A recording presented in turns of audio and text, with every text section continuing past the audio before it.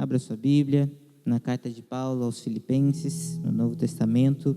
Nós vamos ler a partir do primeiro versículo do capítulo 2.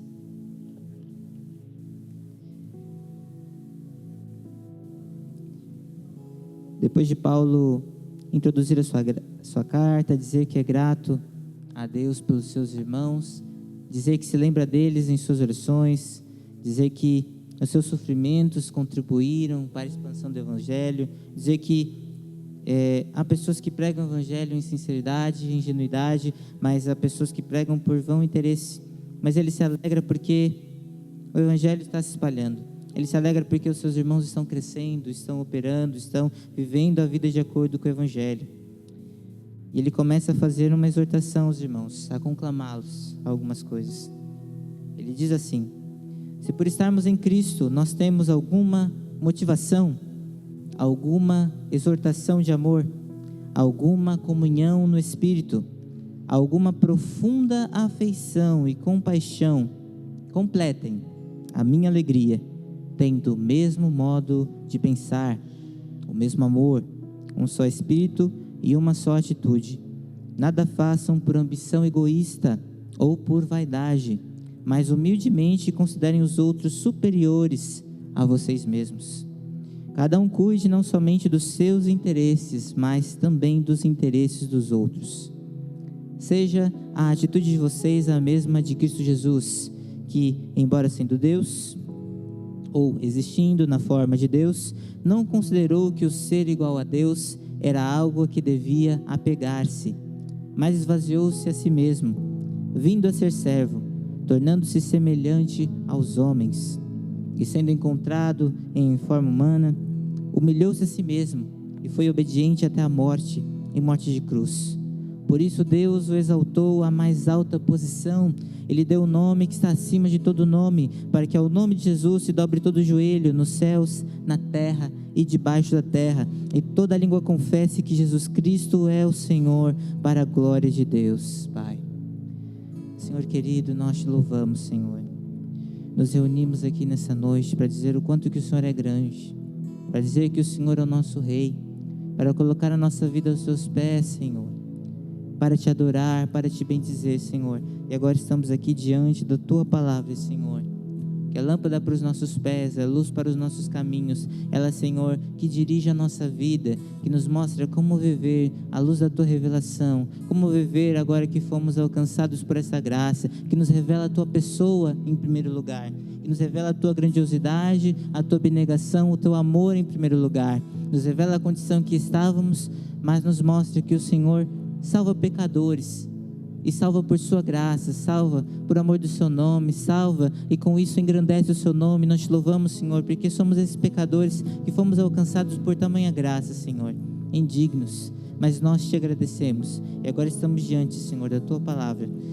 Fale ao nosso coração, nos instrua no amor, nos instrua na piedade, nos instrua numa vida que glorifica, que engrandece, que exalta ao Teu nome, Senhor. Fala conosco, fala profundamente conosco, Senhor, através da Tua palavra. É o que nós lhe pedimos e te agradecemos no nome santo de Jesus. Amém. Você pode tomar o seu assento, por gentileza? Ainda estamos, a bem dizer, no começo do ano.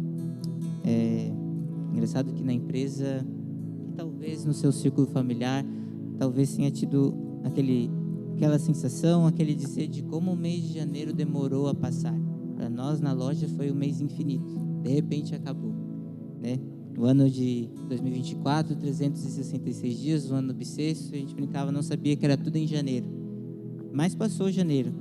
Mas de alguma forma nós ainda estamos no começo do ano. Sempre que a gente pensa em estar em começo do ano, a gente pensa no que a gente vai planejar para esse ano, no que a gente almeja, de diferente do que foi o ano anterior, de diferente que foi o ano que se passou. E muitos de nós intentamos planos, fazemos planejamentos do que queremos fazer, de que maneira queremos ser, do que queremos progredir na família, no trabalho, nas nossas relações pessoais. Nós procuramos algo para a gente fazer diferente, depois constatar no final do ano que não foi um tempo em vão, que não foi um tempo perdido, que foi um tempo de crescimento, que foi um tempo que a gente amealhou algo pra gente, que foi algum tempo que a gente pôde economizar algum recurso, pôde se controlar melhor. Então a gente fica muitas vezes nessa busca desenfreada, vou me planejar, vou conquistar isso e aquilo e fazer um monte de coisa. E nessa busca que muitos alimentam, muitos acabam olhando tão somente para si mesmos, né? Olham as suas circunstâncias, olham a situação que está, de emprego, de família, de saúde física ou emocional, olha para si e acaba se esquecendo do coletivo, e acaba se esquecendo de quem está ao redor, e acaba se esquecendo até mesmo da família, se esquecendo das pessoas desamparadas que estão ao seu redor e que podem ser assistidas por ele, e acaba esquecendo que é todo um universo, que é todo um mundo de pessoas, de gentes ao seu redor. Mas nessa busca por crescer, por conquistar, por almejar algo melhor para si, a gente acaba buscando às vezes somente aquilo que é da nossa conta, aquilo que é um próprio interesse nosso. Mas nós, como servos do Senhor, nós não aprendemos isso da pessoa do nosso Senhor Jesus Cristo. Nós não aprendemos isso do Deus que nós servimos. O Evangelho é contracultural. E o que quer dizer isso? Quer dizer que o Evangelho, a boa notícia da salvação de Deus para nós e da vida nova que Ele tem para nós, vai de encontro com as expectativas que as pessoas que estão longe de Deus têm. Vai de encontro com as expectativas dos homens que, por estarem mortos em seus delitos e pecados, não sabem o que é realmente o propósito da vida, não sabem realmente o que é a vida, que há um Deus nos céus e que a Ele deve ser a nossa vida, a nossa devoção, o nosso louvor, que Ele nos criou para que nós nos deleitássemos nele, que Ele nos criou para que nós desfrutássemos de Sua presença, que Ele nos criou para que nós vivêssemos em comunidade, amássemos uns aos outros, estivéssemos em comunhão uns com os outros e trabalhássemos para isso, para o bem do nosso próximo, para o bem das pessoas que estão ao nosso redor. As pessoas que estão longe de Deus esquecem isso e muitas vezes olham somente para os seus próprios interesses. E Paulo, depois de se introduzir nessa carta aos seus irmãos, dizer como ele é grato a Deus pela vida deles, de como ele sente saudade, ele vai exortá-los a fazerem algumas coisas entre si, a compartilharem do amor que eles receberam de Cristo uns com os outros. Então ele diz: se por estarmos em Cristo nós temos alguma motivação, alguma exortação de amor, alguma comunhão no Espírito, alguma profunda afeição e compaixão, completem a minha alegria. Se por estarmos em Cristo, se por sermos alcançados pelo Senhor, algo que nós podemos compartilhar para animarmos uns aos outros, algo que podemos compartilhar para consolarmos uns aos outros, se algo que podemos transmitir de afeto, de afeição, de misericórdia, nós não devemos reter isso, nós não devemos guardar isso para nós mesmos. Aquilo que nós recebemos do Senhor por estarmos nele, justamente exortações da parte de Cristo, consolo amoroso que vem do nosso Senhor, comunhão no Espírito, afeto e misericórdia tão suaves e sublimes que vem do nosso Senhor, nós devemos compartilhar isso uns com os outros, e nós não devemos reter isso. Paulo diz: completem a minha alegria. E é interessante Paulo usar essa linguagem, porque um pouquinho antes ele vai dizer que o viver para ele era Cristo e morrer era lucro. Ele estava tão absolutamente convencido de que sua vida era uma vida entregue ao serviço do Senhor, e ele se satisfazia nisso. Isso era a causa motriz do seu viver, da sua vida, de tudo que ele fazia, de tudo que ele sentia, das viagens que ele fez, da preocupação com as igrejas que ele tinha, era por causa do Senhor. Ele vivia para o Senhor. Então podemos dizer que, com certeza, o Senhor era a razão da alegria de Paulo. Mas Paulo diz: completem a minha alegria. E linguagem similar usa o nosso Senhor Jesus Cristo, né? Quando fala aos seus discípulos de alegria, de fazer a vontade dele, para que a alegria dele seja completa. E Paulo diz aos seus irmãos: se há alguma consolação que vocês podem fazer uns com os outros e um comigo, completem a minha alegria. Paulo sabia que a sua caminhada, a sua vivência com Cristo não se dava sozinho.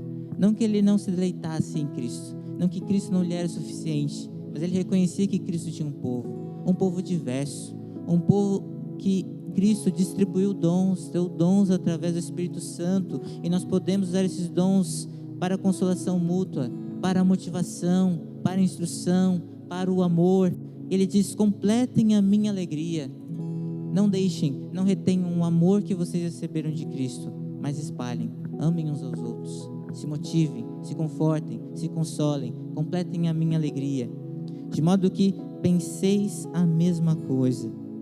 E aqui ele não está falando de uma unanimidade de pensamento absoluta, como se todos nós fôssemos pensar exatamente as mesmas coisas sobre absolutamente tudo. Somos tão diferentes, somos diversos, tivemos criações diferentes. Não é isso que Paulo tem em mente, mas ele quer dizer que eles tenham um só propósito, uma motivação, estejam unidos, né?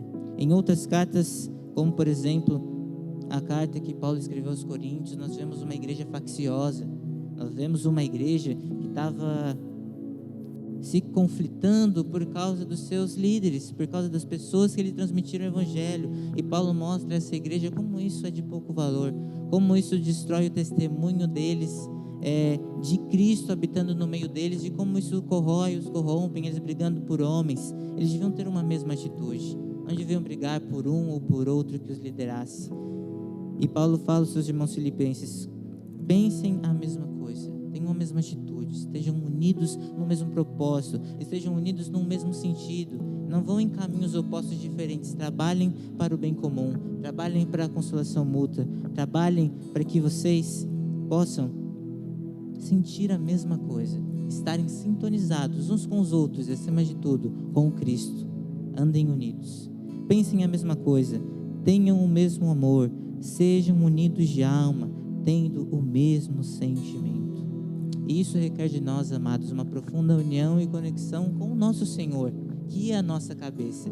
Essa união nem pode existir se nós não pensarmos em Cristo, aquele que morreu por nós e aquele que veio ser nossa cabeça, nós o corpo do Senhor. Essa união, esse amor, esse mesmo sentimento nós só podemos ter em Jesus. Ele vai abordar isso logo mais adiante, mas ele exorta os seus irmãos: tenham uma atitude só, trabalhem em prol uns dos outros, consolem uns aos outros, vivam em amor. Nada façais por partidarismo ou vanglória, mas por humildade, considerando cada um os outros superiores a si mesmo. Ou, tradução que nós lemos no início: nada façais por ambição egoísta. E aqui mais uma vez eu ressalto, como o discurso de Paulo vai contra tudo aquilo que o mundo pensa. Quando lemos essa declaração de Paulo, e mais adiante ele vai escrever que as pessoas não buscam somente os seus próprios interesses, não cuidam do que é de Cristo Jesus, parece algo tão atual, parece que é algo que ele escreveu ontem, mas ele escreveu isso há 2000 anos atrás. E há 2000 anos atrás, ou melhor, desde que o pecado entrou no mundo, há essa atitude entre as pessoas, fazerem as coisas pensando no seu próprio bem, pensando em seu status, pensando em algo que lhes beneficie, esquecendo todo o resto. Se eu puder usar o outro como trampolim para o meu sucesso, se eu puder usar o outro para que eu venha alcançar mais e mais, engrandecer, enriquecer, se eu puder simplesmente buscar o que é meu e fazer das outras pessoas meu capacho, é isso que eu vou fazer. Esse era o espírito da época, esse é o espírito deste mundo. Ambição egoísta, partidarismo. Mas Paulo diz: entre vocês não deve ser assim, não façam assim, não ajam dessa maneira. Vocês foram alcançados por Cristo.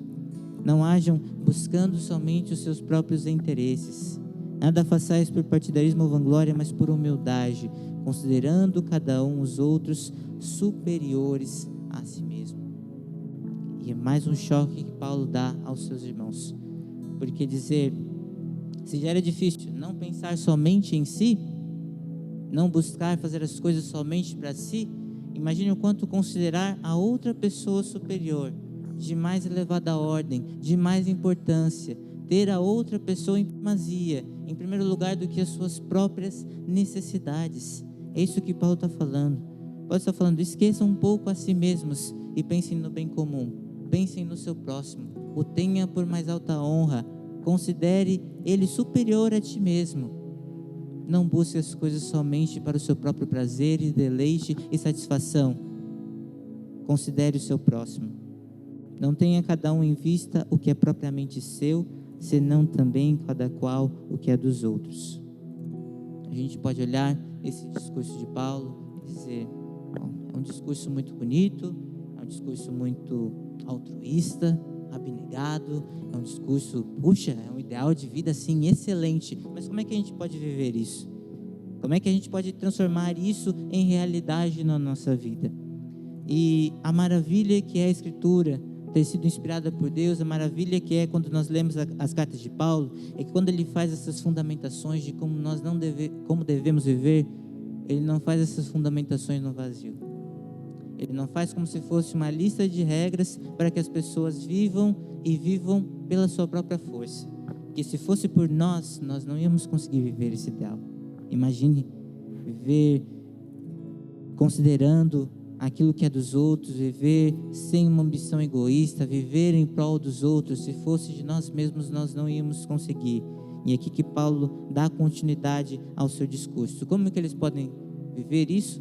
Através de um exemplo, através de uma vida que veio, através de alguém que veio e viveu exatamente dessa maneira que ele viveu, consolando, confortando, não fazendo por ambição egoísta, não agindo por vanglória, considerando sempre os outros à frente de si, vivendo como servo.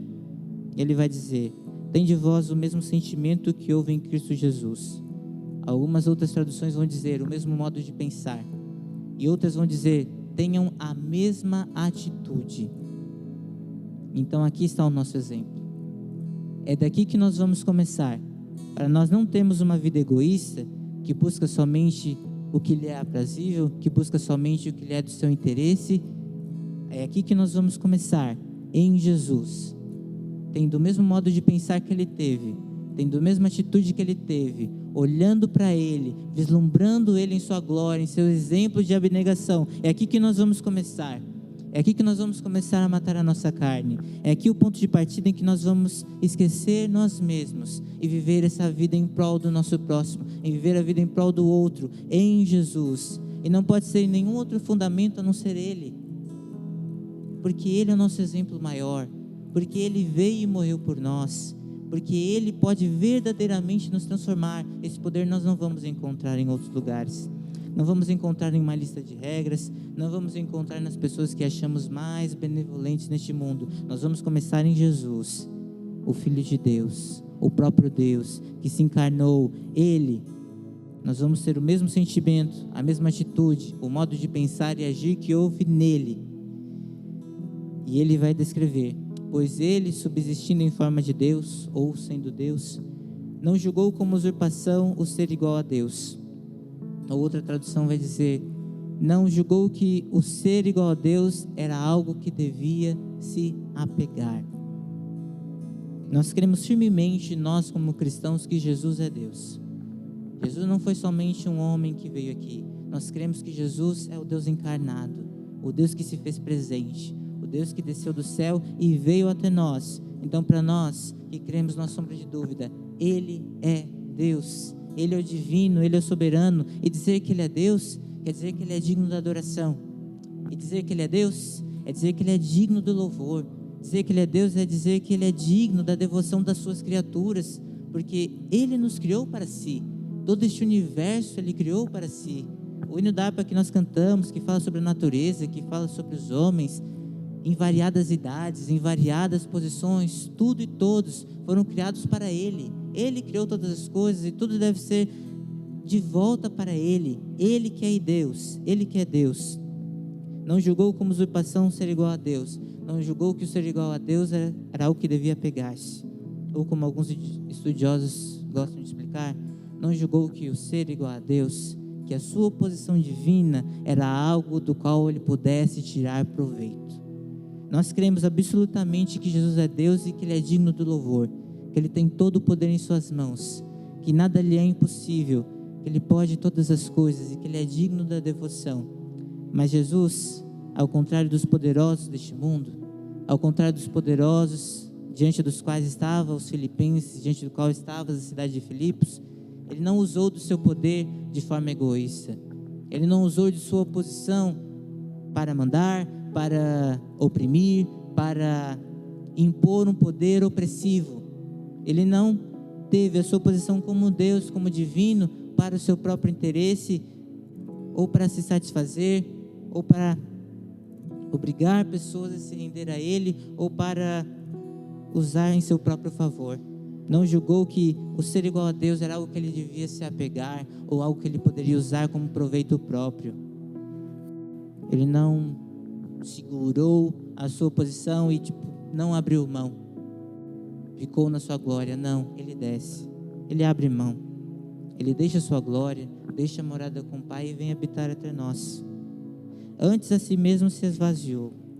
Isso não significa que ele deixou de ser Deus, mas significa que ele abre mão das prerrogativas divinas, podendo agir conforme a sua soberana vontade, e isso não ia incorrer contra a sua natureza, porque ele é Deus, ele pode todas as coisas, mas ele se esvazia. Ele assume a forma de servo. O rei assume a forma de servo. Olha que exemplo poderoso que o nosso Senhor Jesus nos dá, e como ele vai contra aquilo que nós vivemos, contra aquilo que aqueles irmãos daquela época vivemos. Os judeus daquela época viviam a dominação romana, e naquela época, e não muito diferente, alguns países hoje mostram o seu poder, os homens mostram o seu poder dominando, mostram o seu poder escravizando, tomando posse, dizendo, marcando o território, fazendo das pessoas seus escravos. Infelizmente, ainda hoje a escravidão, ainda hoje quem acha que pode comandar em pessoas, que pode fazer do seu próximo, o seu semelhante, o seu objeto, o seu escravo, alguém que ele vai usar para conseguir os seus próprios interesses, alguém que simplesmente vai servi-lo. Mas o Rei dos Reis, o Senhor dos Senhores, o Rei do Universo, assume a forma de servo. Ele vem para servir, ele vem para entregar a sua vida, ele vem para se abnegar.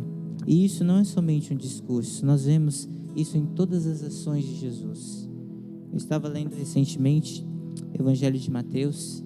Ele é o relato da morte de João Batista, aquele que pré-anunciou o rei, pré-anunciou a vinda do Messias, e ele morre de uma maneira tão trágica, tão escarniosa, tão de deboche. O texto bíblico nos diz que os seus discípulos foram buscar o seu corpo depois que ele morreu, e quando Jesus soube dessa notícia, ele se afasta, vai para um lugar só. Mas as pessoas o encontram, sabem onde ele vai. Jesus, por seus milagres, por ser que ele é, sempre atraía multidões. As pessoas vão até ele, e a gente pode pensar, ele talvez queria um tempo só, um tempo com o Pai, chorar a morte do seu amigo, chorar a morte do seu primo. Eles tinham laços familiares, mas a multidão vai até ele, e o texto diz que Jesus teve compaixão. Jesus move o seu coração.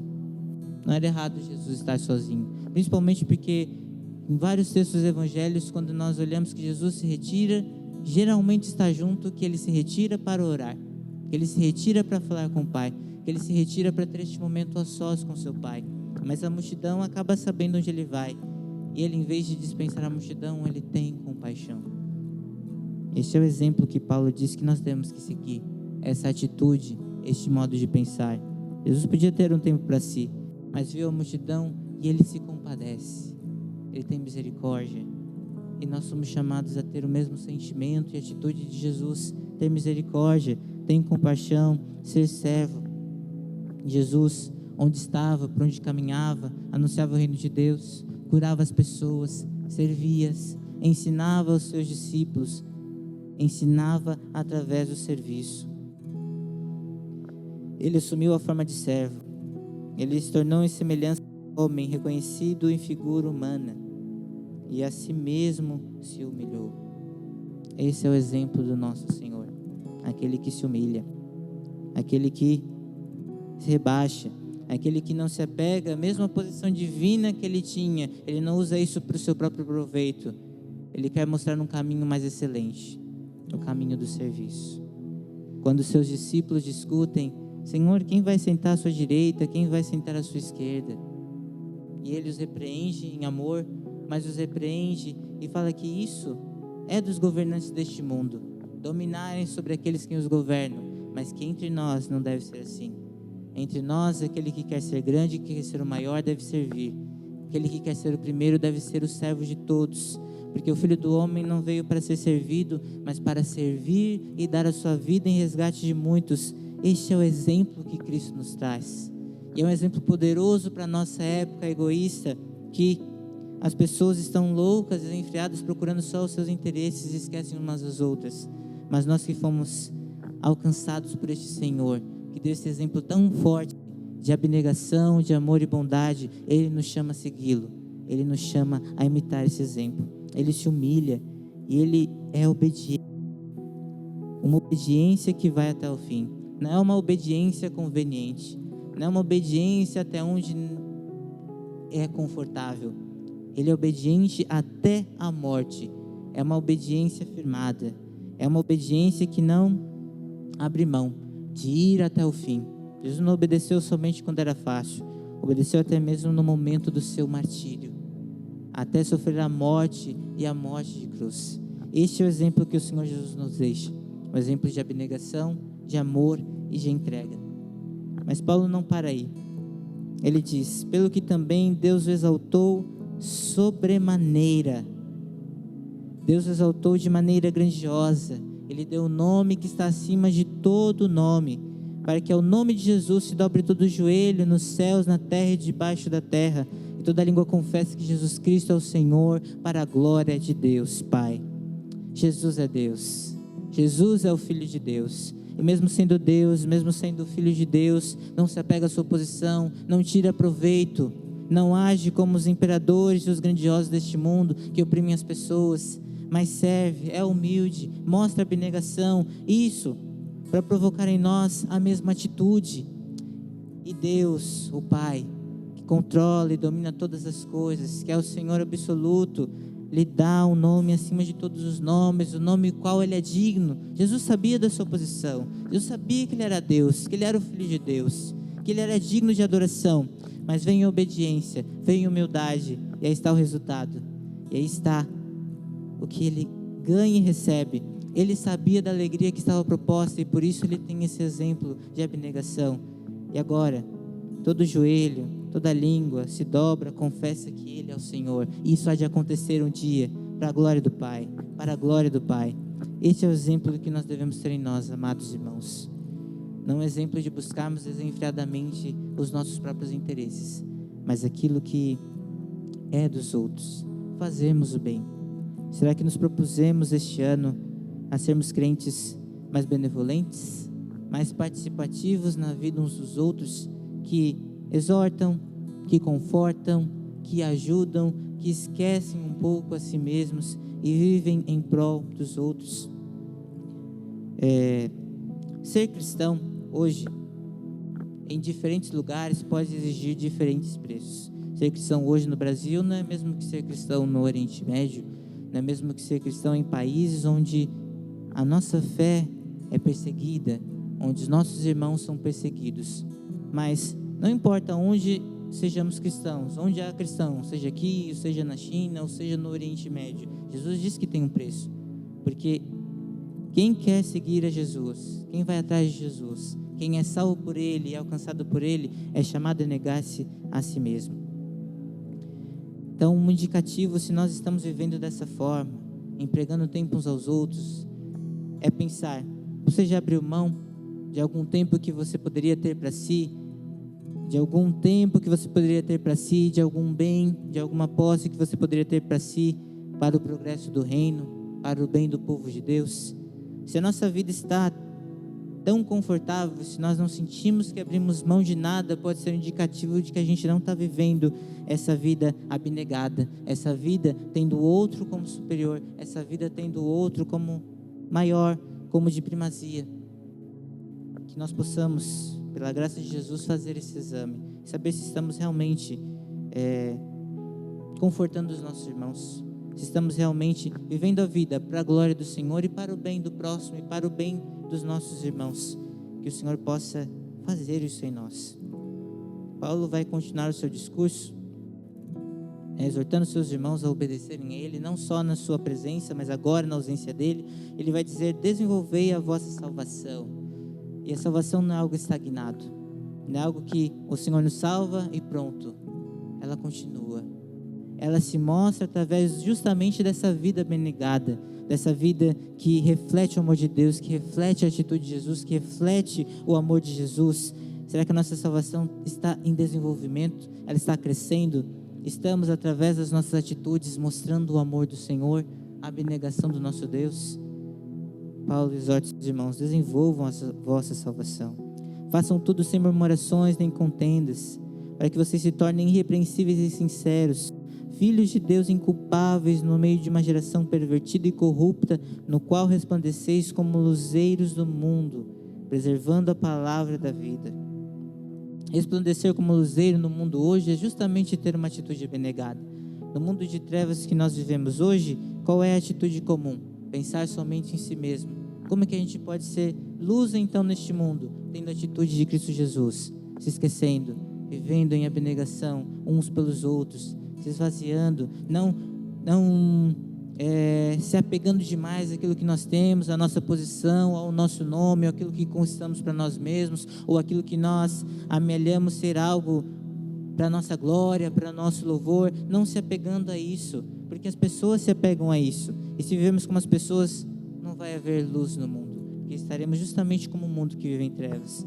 Isso é viver em trevas, buscar a própria glória, mas nós vamos ser luzeiros neste mundo, vivemos como filhos de Deus inculpáveis, irrepreensíveis, como aqueles que se abnegam, se esquecem de si e olham para o outro, e assim podemos viver para a glória do Senhor. E a gente talvez possa pensar: isso é possível hoje? Quando Paulo continua o seu discurso, ele fala do seu filho na fé, Timóteo.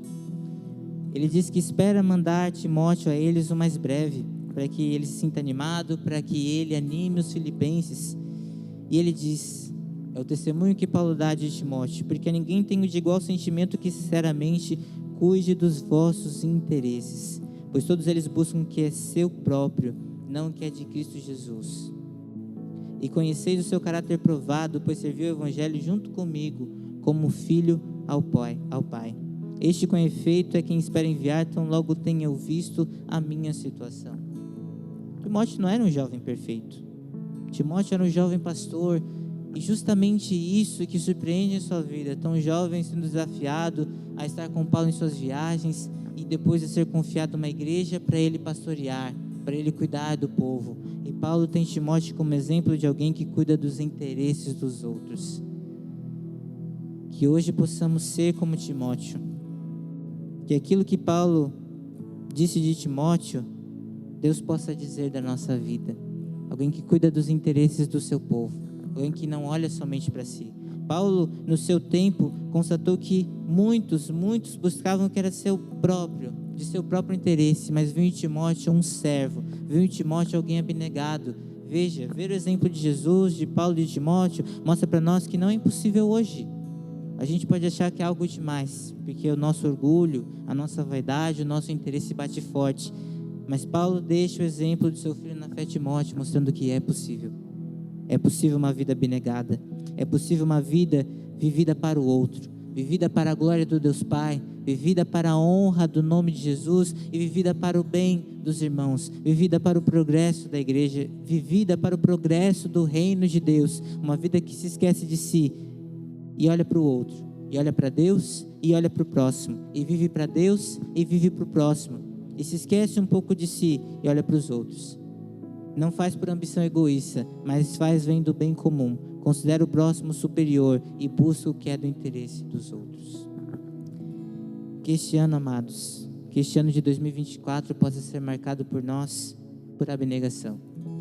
Possa ser marcado por nós, por um exemplo, por seguirmos o exemplo, a atitude, o modo de agir de Cristo Jesus, um modo abnegado, um modo que muitas vezes esquece de si mesmo, um modo que muitas vezes olha com compaixão. Uma das cenas que eu acho marcantes, a narrativa dos evangelhos, é quando Jesus está com seus discípulos no barco e ele dorme. E quem poderia pensar em privar Jesus do seu sono? Ele que tanto caminhava, ele que tanto servia, ele que proclamava a palavra de Deus, ele que falava do reino de Deus e curava as pessoas e tinha compaixão. Jesus era homem e como homem ele se cansava, precisava comer, precisava dormir. E nós vemos Jesus em seu momento de fragilidade humana dormindo e há uma tempestade. E os discípulos, Senhor, não se importa que morramos? Jesus se desperta do seu sono. Jesus não é indiferente à angústia deles. E vai lá com a sua voz poderosa, a voz que domina o universo, a voz que criou todas as coisas e faz o mar cessar, a tempestade se aquietar, se abnega do seu sono. Jesus deixa o seu sono pensando nos seus discípulos. Jesus deixa o seu sono pensando nos seus que estavam com medos. Traz uma palavra de exortação para eles terem fé, mas antes disso, se levanta e mostra que se preocupa, se abnega do seu sono, do seu merecido descanso. Quem ia dizer que o Filho de Deus não precisava e não merecia? Ele deixa o seu descanso para confortar os corações dos seus discípulos. Que essa seja a nossa atitude, abnegar um pouco do nosso tempo. Isso pode significar um pouco do nosso descanso, do nosso tempo propriamente dito, dos nossos recursos, de algo que gostaríamos de fazer, um tempo que iremos tirar para nós, para descansar ou fazer outra coisa, investir no reino, investir no povo de Deus, em servir. Que nós possamos nos colocar à disposição do Senhor e haja em nós essa mesma atitude. E mais uma vez eu enfatizo, isso não é algo que eu estou jogando para cima dos irmãos. Façam isso, como se pudéssemos fazer isso com as nossas próprias forças. Jesus veio, Jesus morreu por nós.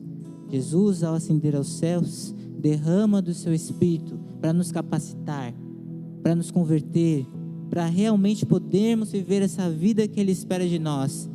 Ele não poderia exigir essa vida de nós se Ele mesmo não nos desse de si para viver, porque nós, mortos em nossos pecados, não poderíamos viver isso, mas Jesus vive em nós, o Filho de Deus vive em nós, o Espírito Santo está em nós, e nós podemos viver essa vida abnegada para a glória e a honra do Senhor. Quero convidar você a curvar a sua fronte. Nós vamos orar ao Senhor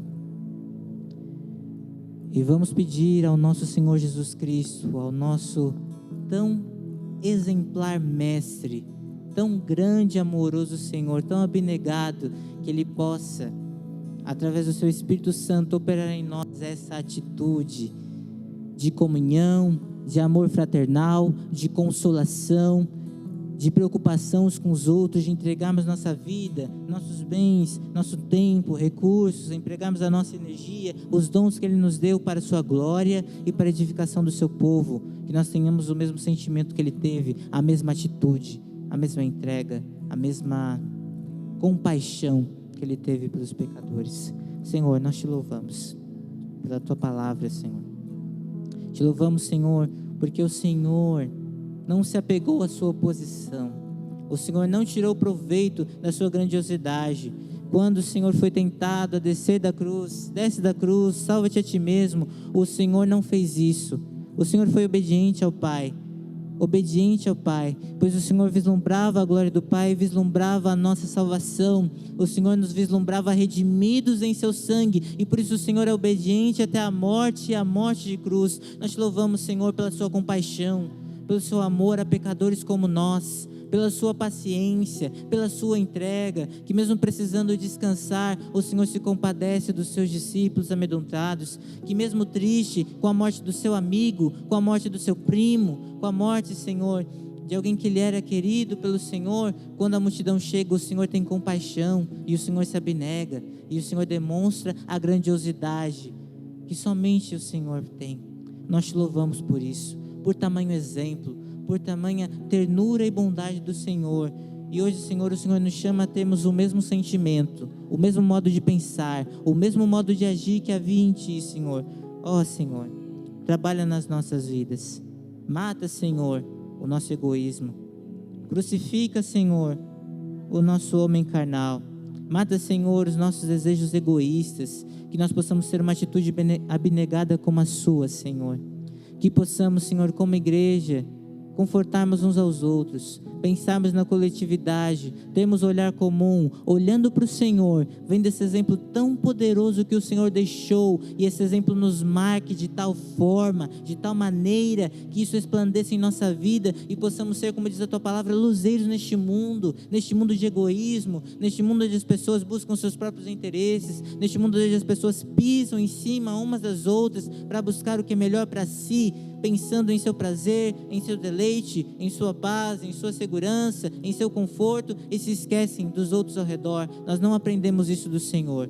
Nós aprendemos a ser servos. Nós aprendemos a esquecer a nós mesmos, a nos negarmos, a tomarmos a nossa cruz, a te seguirmos, Senhor, a não buscarmos lugares grandiosos, Senhor, a não disputarmos entre nós quem é o maior, mas a servirmos, a esquecermos de nós mesmos, a olharmos para o Senhor, olharmos para o nosso próximo, a olharmos para o nosso irmão e servi-lo, e entregar a nossa vida no teu altar, por teu louvor. Cultiva isso em nós, ó Deus, como nós precisamos de ti, Senhor. Mata o nosso egoísmo, o nosso orgulho, dia após dia, e que esse exemplo seja forte em nós, Senhor. E ao teu nome, o nome sobre todos os nomes, ao teu nome, Senhor Jesus, seja toda a glória, toda a honra, por tudo que o Senhor é, por não ser somente esse grande Deus, Criador do universo, mas por vir até nós, se humilhar, servir, nos dar o exemplo e mostrar o seu amor por nós. O Senhor não ficou dando juras de amor do seu lugar celeste, do seu trono sublime e poderoso, mas o Senhor desce, toca o chão, toca essa terra, é acompanhado de pecadores, anda com pecadores e mostra o seu amor para nós. Que nós tenhamos a mesma atitude, o mesmo sentimento, a mesma postura. Produz isso em nós, Senhor, é o que nós lhe pedimos e te agradecemos em nome de Jesus. Amém. Aleluia.